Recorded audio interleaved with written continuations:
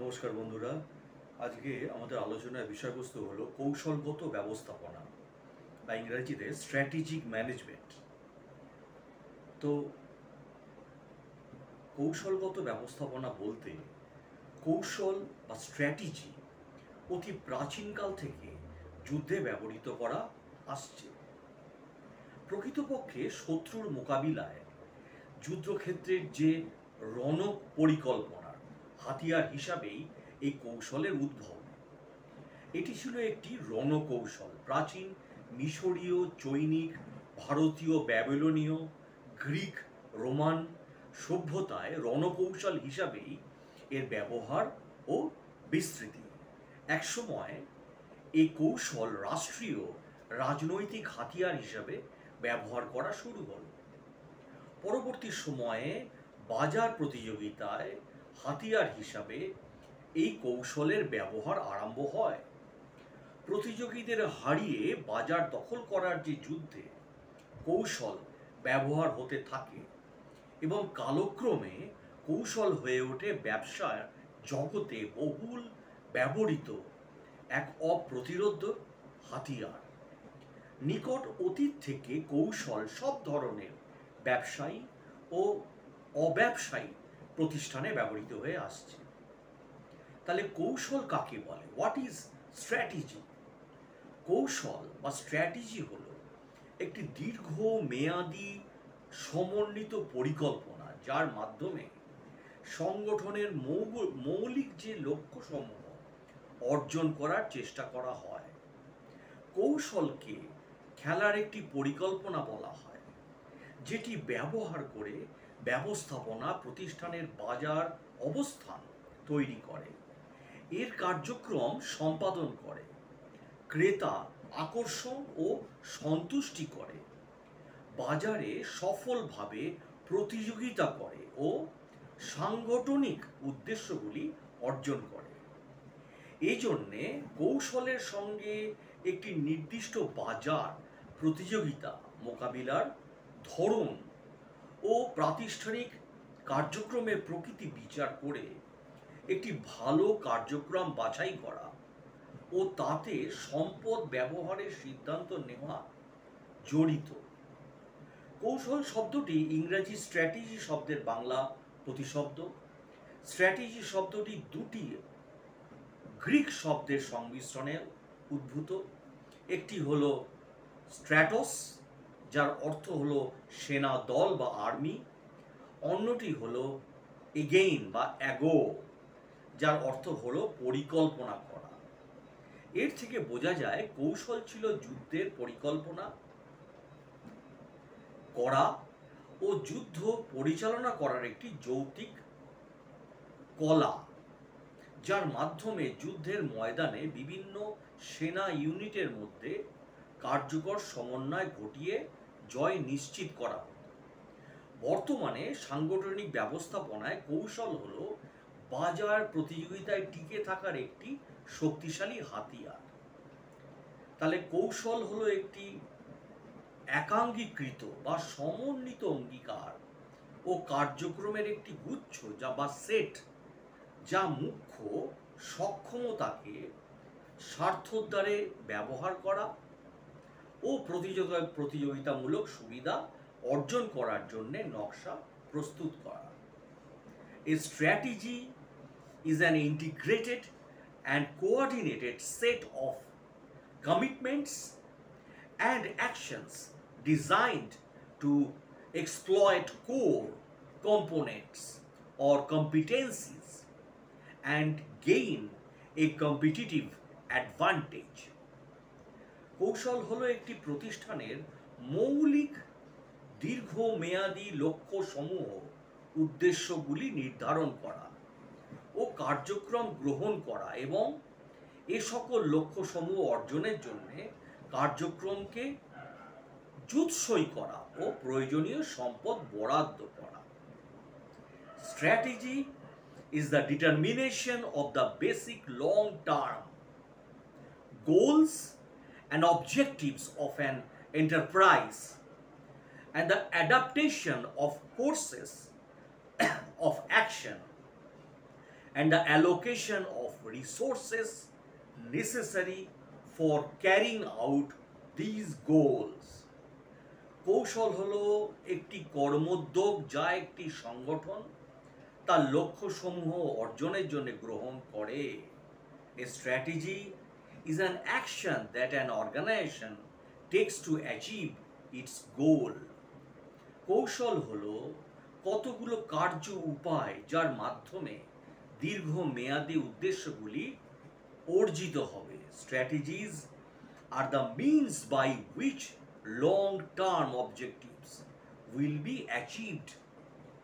কৌশল হলো কতগুলো প্রতিযোগিতামূলক কর্মকাণ্ড ও ব্যবসায় দৃষ্টিভঙ্গির সংমিশ্রণে গঠিত একটি কার্যক্রম যা ব্যবস্থাপক ক্রেতা সন্তুষ্টি, সফল প্রতিযোগিতা এবং সাংগঠনিক উদ্দেশ্যগুলি অর্জনের জন্য প্রয়োগ করে। A strategy consists of combination of competitive moves and business approaches that managers employ to please customers, compete successfully, and achieve organizational objectives. তো উপযুক্ত সংজ্ঞাগুলোর আলোকে বলা যায় যে কৌশল হলো একটি সমন্বিত দীর্ঘমেয়াদী কর্ম পরিকল্পনা যার আলোকে প্রতিষ্ঠানের লক্ষ্যসমূহ অর্জনের জন্য সম্পদ ও প্রচেষ্টা প্রয়োগ করে আপেক্ষিক বা বহুপাক্ষিক স্বার্থ সন্তুষ্টির মাধ্যমে প্রতিযোগিতায় টিকে থাকার চেষ্টা করা। এবারে আলোচনা করব কৌশলের মাত্রা বা উপাদান, ডাইমেনশনস অফ স্ট্র্যাটেজি। কৌশল ধারণাটি নানা মাত্রিক উপাদান রয়েছে। প্রথমে বলবো কৌশল হলো একটি সঙ্গতিপূর্ণ, একীভূত ও সমন্বিত ধরনের সিদ্ধান্ত। কৌশল হলো একটি সংগঠনের মুখ্য শক্তি যা সমগ্র সংগঠনের জন্যে ব্যাপক ভিত্তিক ও সমন্বিত নীল নকশা প্রদান করে। এটি সুবিবেচিত, স্পষ্টভাবে প্রকাশিত এবং কর্মকাণ্ডের একটি পরিকল্পনা। এখানে প্রতিষ্ঠানের মৌলিক লক্ষ্যসমূহ এবং তা অর্জনের জন্য নানামুখী কর্মকাণ্ডের দিক নির্দেশনা থাকে। শীর্ষ ব্যবস্থাপনা ও সকল বিষয়ে সিদ্ধান্ত দিয়ে থাকে। কৌশলের ক্ষেত্রে এই সকল সিদ্ধান্ত হয় একমুখী ও সমন্বিত, তা না হলে সকল কর্মকাণ্ড সাংগঠনিক লক্ষ্য অর্জনের দিকে একই ছন্দে ও একই গতিতে জোটবদ্ধভাবে অগ্রসর হতে পারে না। এই কারণে কৌশল হলো এক বিশেষ ধরনের সিদ্ধান্ত যা বিক্ষিপ্ত নয়, সমন্বিত, একীভূত এবং সামষ্টিক সিদ্ধান্ত। প্রতিষ্ঠানের সকল বিষয়কে বিবেচনায় নিয়ে সামষ্টিক প্রেক্ষাপটে এই সিদ্ধান্ত নেওয়া হয়।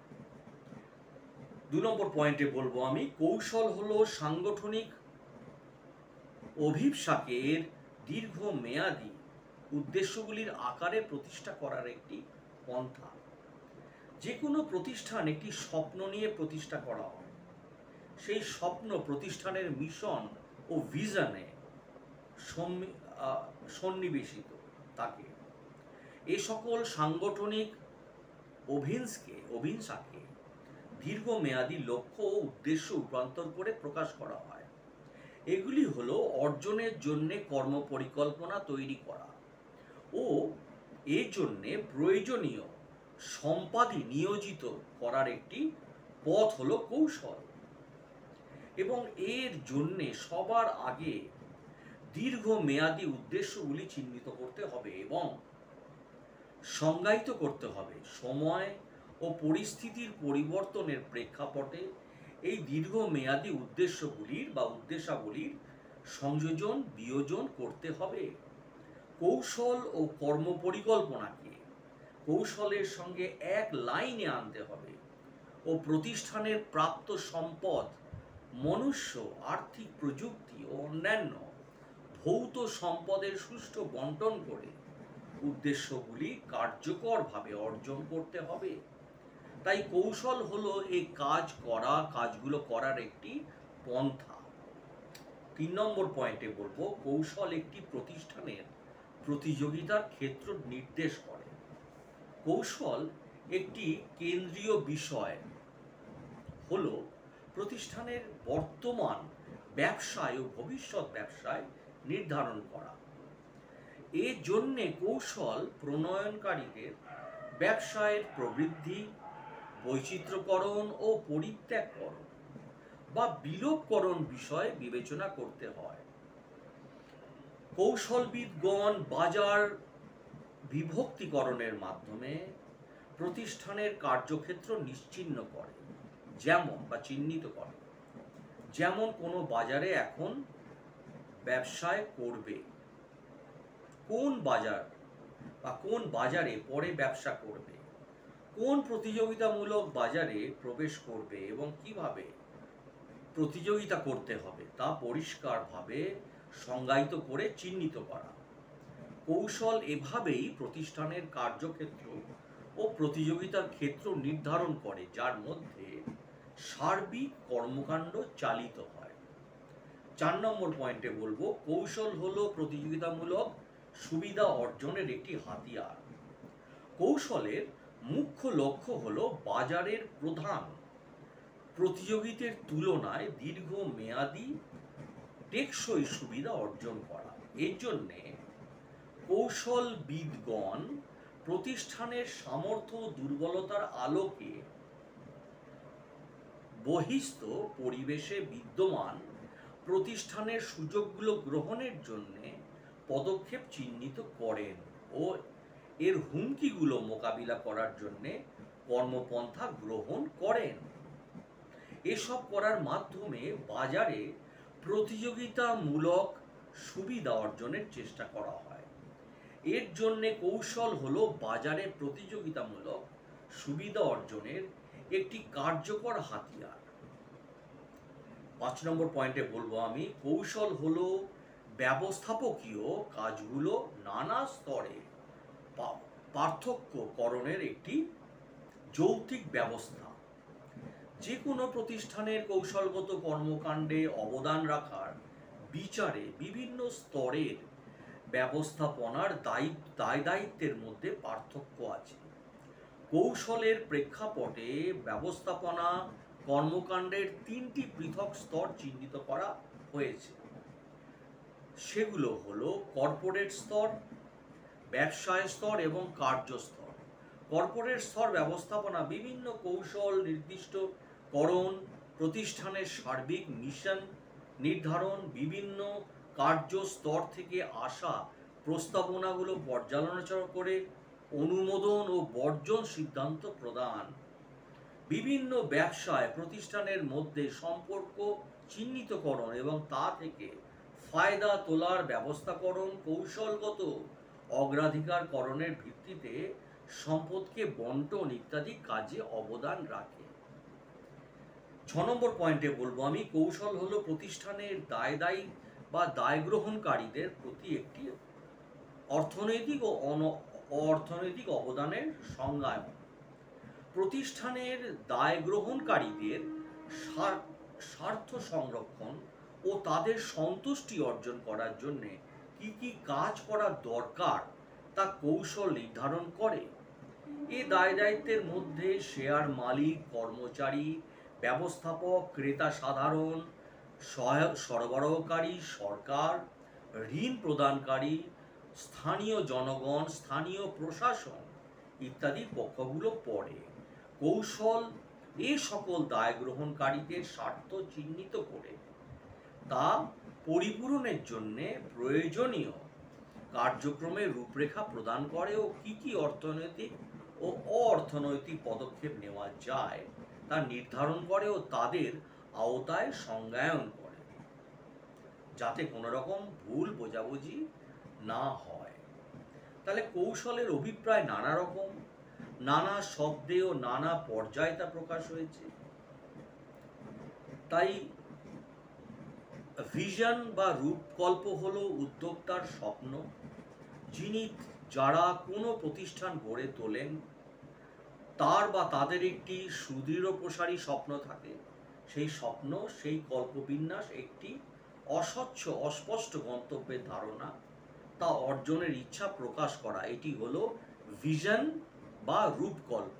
মিশন, মিশন হলো কোনো রাষ্ট্র বা সমাজে ব্যবসা করার জন্যে সামাজিক অনুমোদন পাওয়ার লক্ষ্যে দেওয়া প্রাতিষ্ঠানিক সংজ্ঞা বা ঘোষণা। যে কোনো সমাজ বা রাষ্ট্রে ব্যবসা করতে হলে তাদের অনুমোদন লাগে।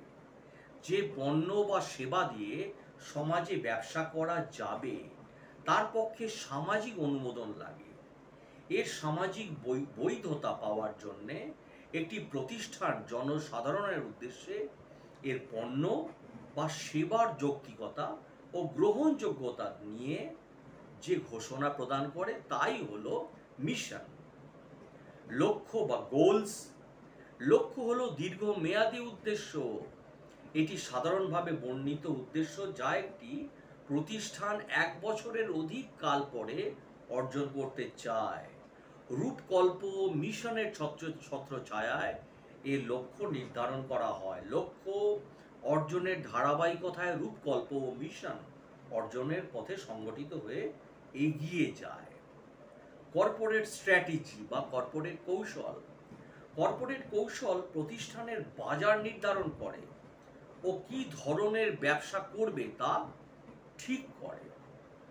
এই কৌশলের প্রভাব সংগঠন ব্যাপী পড়ে। এই কৌশল অধিক ব্যবসার কাছে এমন প্রতিষ্ঠানের ক্ষেত্রে প্রযোজ্য। এই ধরনের বহুমুখী প্রতিষ্ঠানে কর্পোরেট কৌশল সহ অন্যান্য সকল কৌশলও থাকে।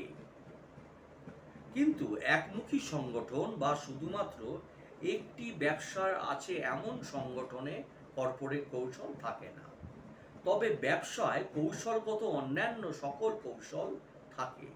কর্পোরেট কৌশল বিভিন্ন ব্যবসার প্রতিষ্ঠানের মধ্যে সম্পর্ক চিহ্নিতকরণ, তা থেকে ফায়দা তোলার ব্যবস্থাকরণ ও কৌশলগত অগ্রাধিকারের ভিত্তিতে ব্যবসায় এককের মধ্যে সম্পদের বন্টন সিদ্ধান্ত করে। বাজারে প্রতিযোগিতামূলক সুবিধা অর্জনের জন্য যে কৌশল গ্রহণ করা হয় তা ব্যবসায় কৌশল বলে। এর জন্য ব্যবসায় কৌশলে প্রতিযোগিতামূলক সুবিধা অর্জনের জন্য প্রয়োজনীয় পদক্ষেপ উদ্ভাবন করা হয়, তা প্রয়োগ করা হয় ও প্রতিযোগিতামূলক সুবিধা বৃদ্ধি করার চেষ্টা করা হয়। এবারে বলবো ফাংশনাল স্ট্র্যাটেজি, কার্যকৌশল বাজার প্রতিযোগিতায় টিকে থাকার জন্য প্রয়োজনীয় আর্থিক, প্রশাসনিক, মানব সম্পদ, বাজারগতকরণ, কারিগরি, এইগুলি কর্মক্ষেত্র সামর্থ্য গড়ে তোলে।